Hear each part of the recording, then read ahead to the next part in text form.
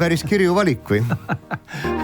Jah, muuseas stuudiosse tuligi praegu üks mees, kes selle valiku kaasa tõi, nii et meil on paras aeg küsida, miks ta niimoodi tegi. Miks sa niimoodi tegid? Ja miks eestlased niimoodi valivad?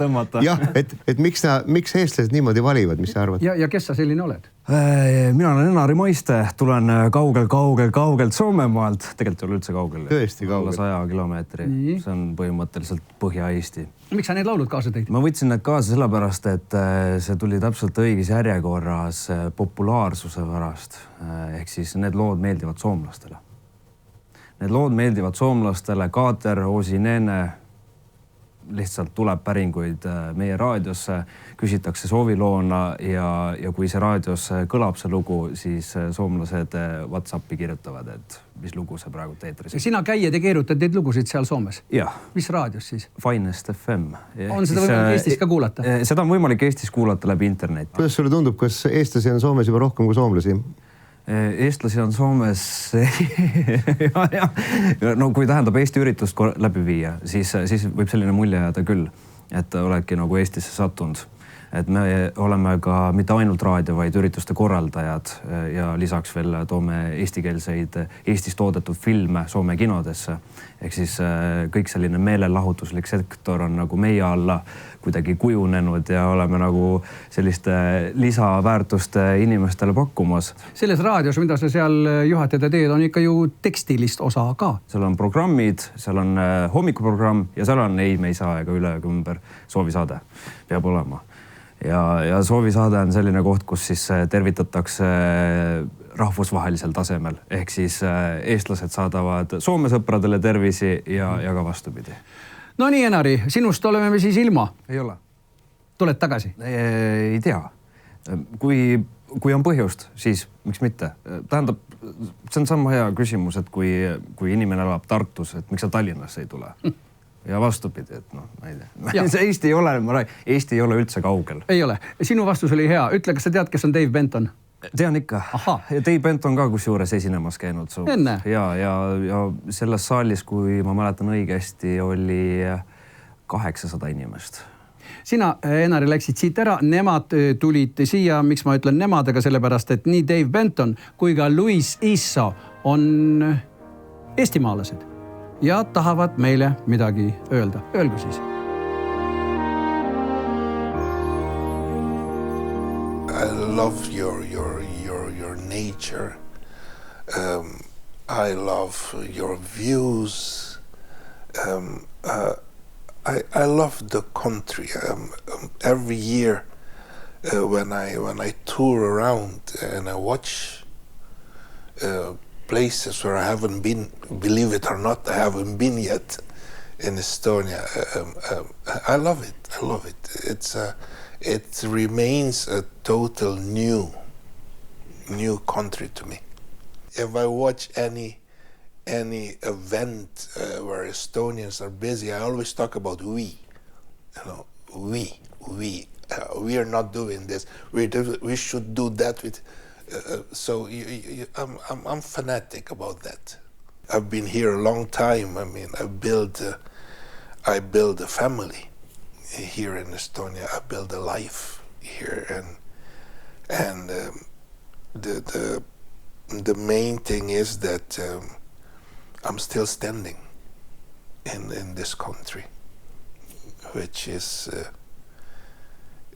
shows me that yes, it's good to be here. Hästi, yes. Tere, hästi. Me gusta mucho este país. De las principales cosas que me gustan de este país es que es muy tranquilo. Yo no sé por qué la gente se sorprende. A mí me encanta el frío, me encantan los días grises. Es muy... Para mí es muy atractivo. Después de venir aquí a este país, me di cuenta que cada persona tiene un espacio para ellos. Solamente para ellos, y ese espacio nadie lo puede tocar. Y ahora yo hago lo mismo y yo lo disfruto mucho. Y yo ahora entiendo por qué ellos necesitan ese espacio.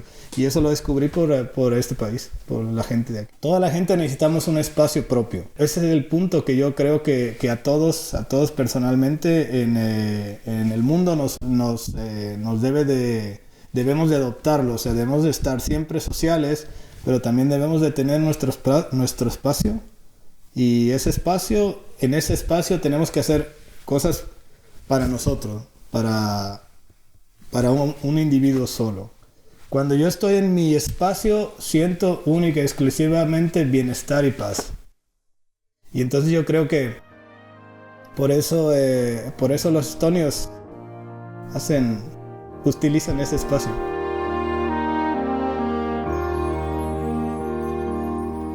No minule nende meeste jutust meeldis see, et muidugi, et Eestis on tore elada ja nad tõid väga palju positiivseid asju välja, aga et just see, et me oleme hästi palju üksi võib-olla ja eraldatud ja me saame siis mõelda, siis me oleme hästi targad ja siis me oleme kindlasti paremad.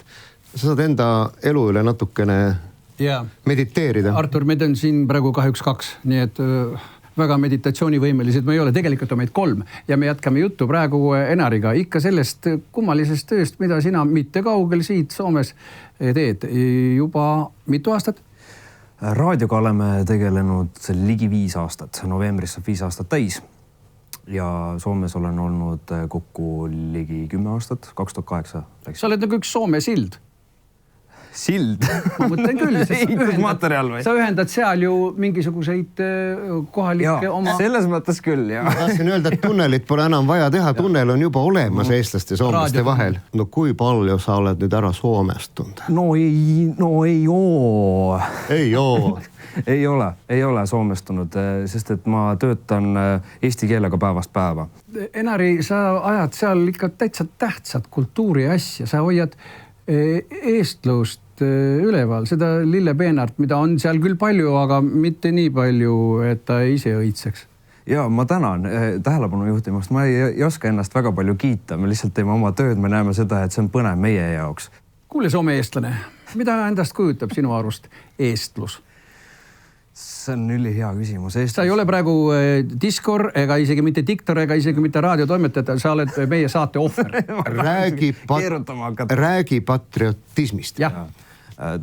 Tähendab, eestlus on minu jaoks kui selline karakter pigem. Sa tunned eestlase ära isegi Lapimaal, kui ta tänava peal kõnnib. Sa lihtsalt millegipärast tunned ära tema kõnnak, tema olemine, tema riietus.